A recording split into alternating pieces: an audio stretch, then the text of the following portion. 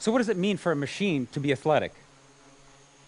We will demonstrate the concept of machine athleticism and our research to achieve it with the help of these flying machines called quadricopters, or quads for short.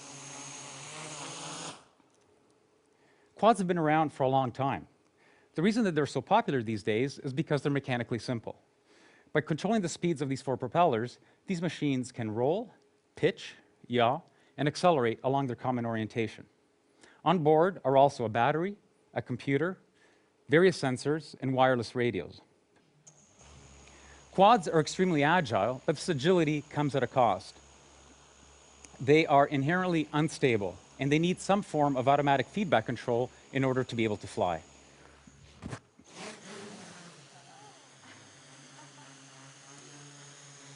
So, how did it just do that? Cameras on the ceiling and a laptop serve as an indoor global positioning system. It's used to locate objects in the space that have these reflective markers on them. This data is then sent to another laptop that is running estimation and control algorithms, which in turn sends commands to the quad, which is also running estimation and control algorithms.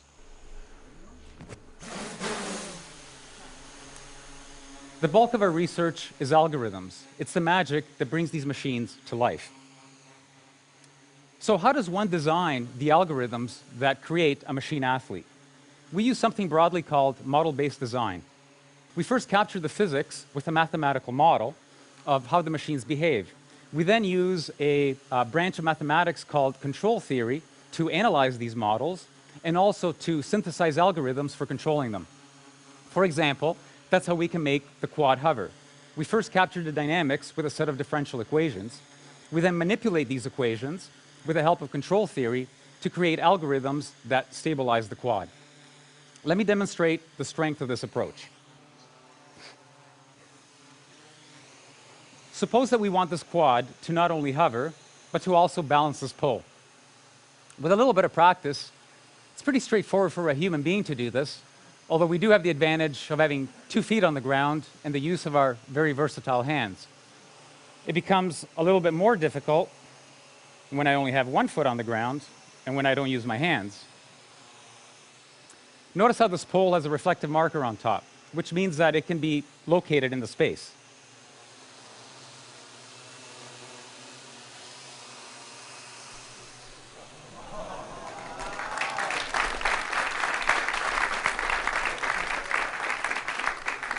You can notice that this quad is making fine adjustments to keep the pole balanced. How do we design the algorithms to do this? We added the mathematical model of the pole to that of the quad. Once we have a model of the combined quad-pole system, we can use control theory to create algorithms for controlling it. Here you see that it's stable, and even if I give it little nudges, it goes back to the nice balanced position. We can also augment the model to include where we want the quad to be in space. Using this pointer, made out of reflective markers, I can point to where I want the quad to be in space, a fixed distance away from me.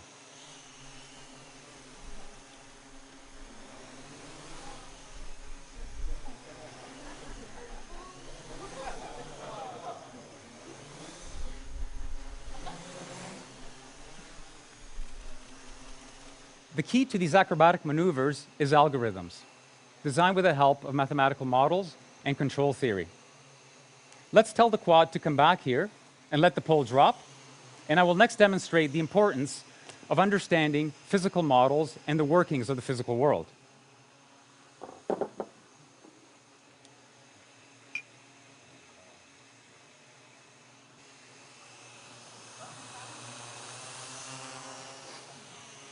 Notice how the quad lost altitude when I put this glass of water on it. Unlike the balancing pole, I did not include the mathematical model of the glass in the system. In fact, the system doesn't even know that the glass of water is there.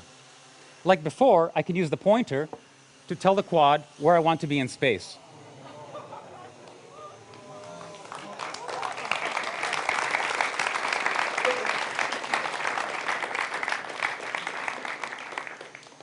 Okay, you should be asking yourself, why doesn't the water fall out of the glass? 2 facts. The first is that gravity acts on all objects in the same way. The second is that the propellers are all pointing in the same direction of the glass, pointing up. You put these two things together, the net result is that all side forces on the glass are small and are mainly dominated by aerodynamic effects, which at these speeds are negligible.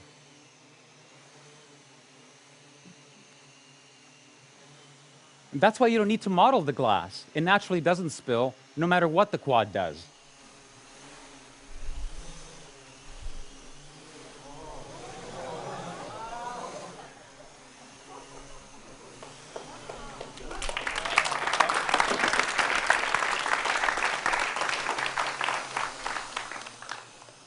The lesson here is that some high-performance tasks are easier than others, and that understanding the physics of the problem tells you which ones are easy and which ones are hard. In this instance, carrying a glass of water is easy, balancing a pole is hard. We've all heard stories of athletes performing feats while physically injured. Can a machine also perform with extreme physical damage? Conventional wisdom says that you need at least 4 fixed motor propeller pairs in order to fly, because there are 4 degrees of freedom to control: roll, pitch, yaw, and acceleration. Hexacopters and octocopters with 6 and 8 propellers can provide redundancy, but quadrocopters are much more popular because they have the minimum number of fixed motor propeller pairs, 4. Or do they?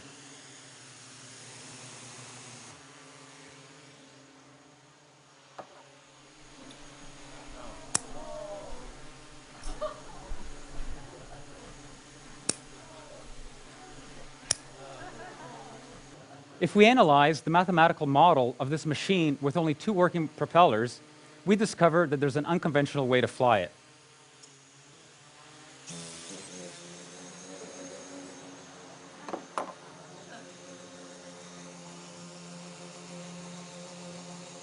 We relinquish control of yaw, but roll, pitch, and acceleration can still be controlled with algorithms that exploit this new configuration.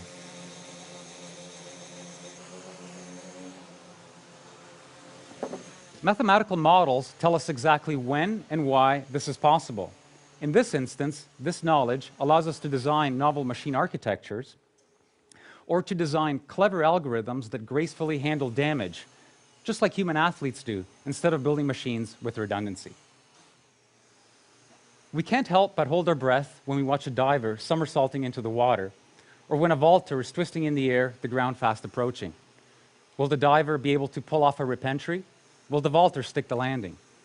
Suppose we want this quad here to perform a triple flip and finish off at the exact same spot that it started. This maneuver is going to happen so quickly that we can't use position feedback to correct the motion during execution. There simply isn't enough time. Instead, what the quad can do is perform the maneuver blindly, observe how it finishes the maneuver, and then use that information to modify its behavior so that the next flip is better. Similar to the diver and the vaulter, it is only through repeated practice that the maneuver can be learned and executed to the highest standard.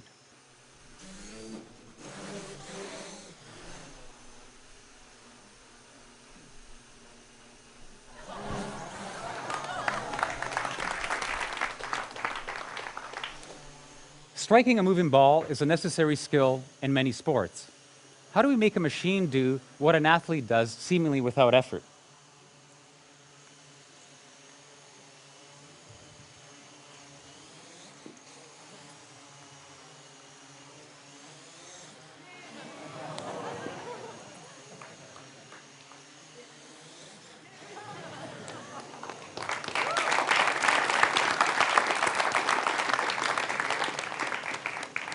This quad has a racket strapped onto its head with a sweet spot roughly the size of an apple, so not too large. The following calculations are made every 20 milliseconds or 50 times per second. We first figure out where the ball is going. We then next calculate how the quad should hit the ball so that it flies to where it was thrown from. Third, a trajectory is planned that carries the quad from its current state to the impact point with the ball. Fourth, we only execute 20 milliseconds worth of that strategy. 20 milliseconds later, the whole process is repeated until the quad strikes the ball.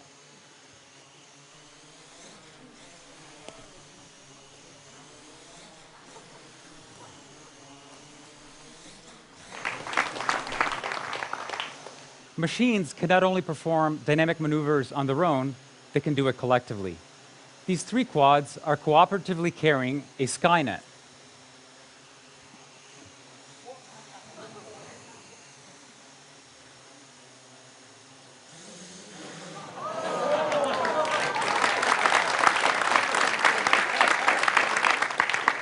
They perform an extremely dynamic and collective maneuver to launch the ball back to me.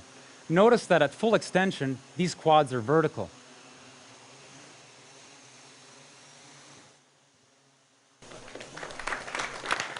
In fact, when fully extended, this is roughly 5 times greater than what a bungee jumper feels at the end of their launch.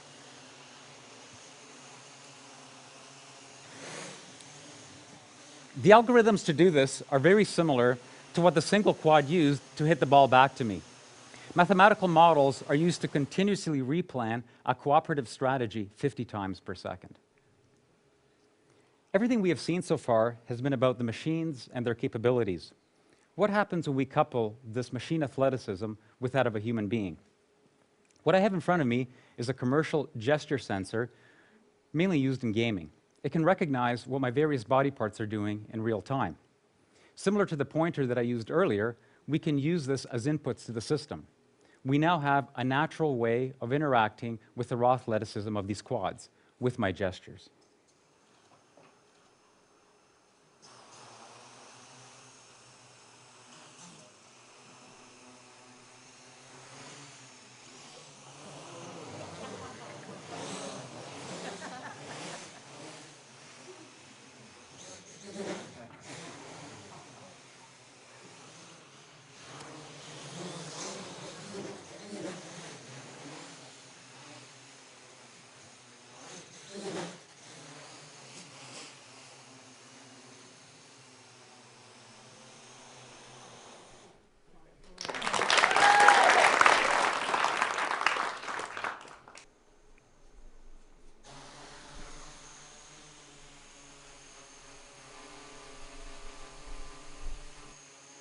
Interaction doesn't have to be virtual, it can be physical. Take this quad, for example. It's trying to stay at a fixed point in space.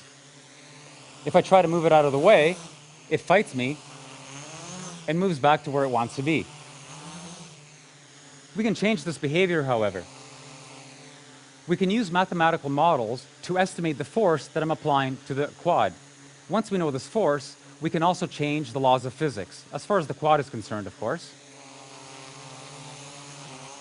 Here the quad is behaving as if it were in a viscous fluid. We now have an intimate way of interacting with a machine.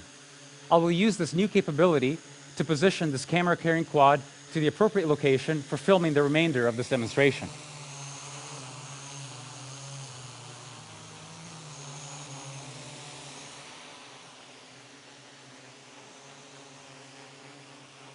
So we can physically interact with these quads, and we can change the laws of physics. Let's have a little bit of fun with this. For what you will see next, these quads will initially behave as if they were on Pluto. As time goes on, gravity will be increased until we're all back on planet Earth. But I assure you we won't get there. Okay, here goes.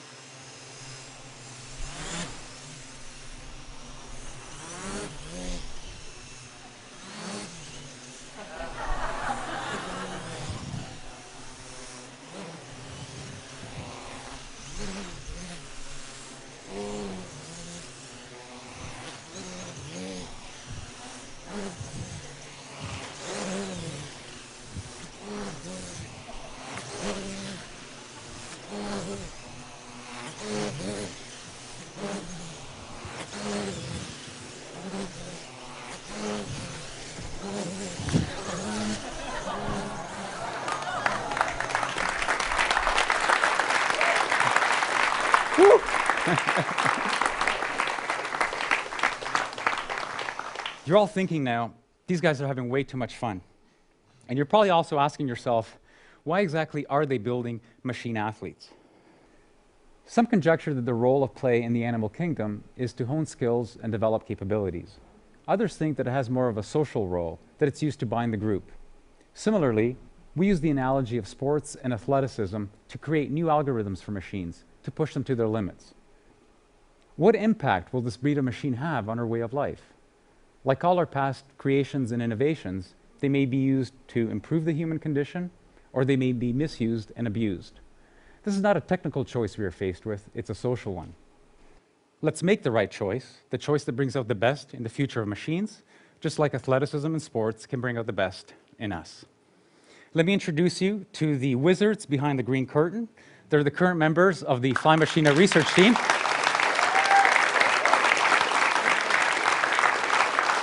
Federico Gugliaro, Dario Brescianini, Marcus Henn, Sergei Lupashin, Mark Muller, and Robin Ritz.